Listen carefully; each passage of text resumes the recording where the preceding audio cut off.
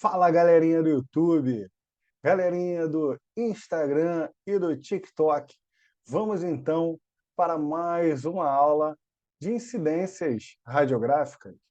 Hoje nós vamos falar então sobre esse exame que é muito utilizado pelos técnicos. Para quê? Para que a gente possa observar então o desenvolvimento das crianças. O médico, então, vai utilizar uma tabela chamada Greulich-Paille, que é uma tabela de desenvolvimento ósseo. É muito utilizado esse exame em rotina do desenvolvimento, né, do crescimento, tanto da criança quanto do adolescente. Para isso, é importante, então, que a gente saiba o passo a passo desse exame. É importante salientar que esse exame, as duas mãos, ok? Nós vamos falar que vai ser, então, uma radiografia com mãos e punhos comparativos.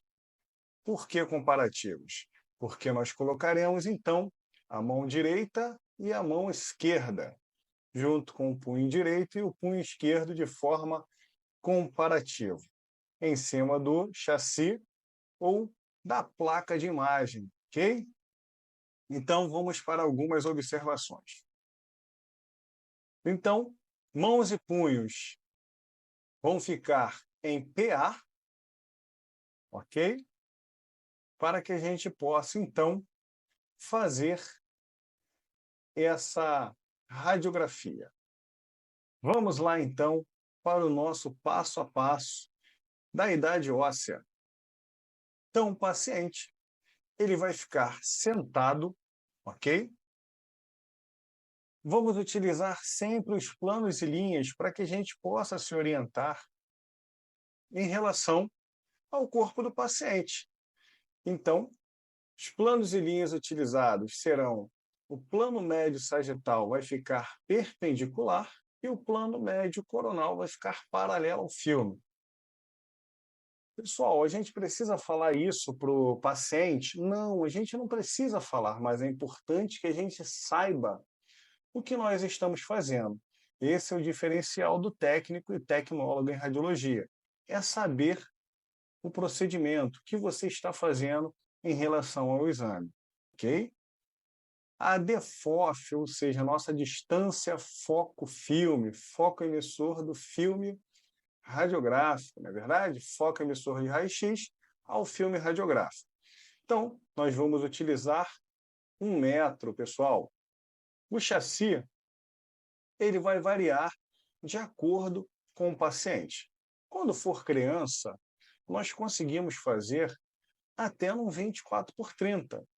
Se for um adolescente, nós podemos aumentar esse chassi ou placa de imagem para 30x40. O sentido que nós vamos utilizar é um sentido chamado transversal, ok? Algumas pessoas vão conhecer como horizontal, não tem problema algum. Nós vamos ter também a nossa identificação. Nós sabemos que hoje, né, no raio-x digital, essas identificações elas têm tendo alguns tipos de mudança. Porém, ainda é importante que nós tenhamos essas identificações. E essa identificação nós vamos colocar, então, seja ela ao lado, né, da mão, ou a gente pode colocar também no meio do chassi, na porção inferior. E aí é importante que nós coloquemos também uma identificação, uma letrinha, seja uma letrinha D ou uma letrinha E, para que o médico saiba qual é a diferença entre as mãos, ok? O raio central que nós vamos utilizar é um raio central perpendicular ao filme, ou seja, ele não tem nenhum tipo de angulação. E o ponto anatômico? O ponto anatômico, ele vai ser, tá, direcionado, pessoal, no meio do chassi, no meio da placa de imagem, como nós podemos observar aqui na nossa setinha, ó. Ele vai vir no meio do chassi e vai passar, ó, na base da terceira articulação metacarpo-falangeana, ok?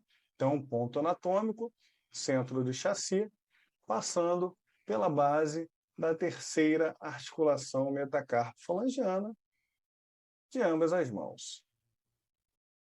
É importante que o técnico e o tecnólogo saiba qual caveiro utilizar. Para isso, nós temos então o nosso espessômetro, que nós vamos utilizar para fazer a medição.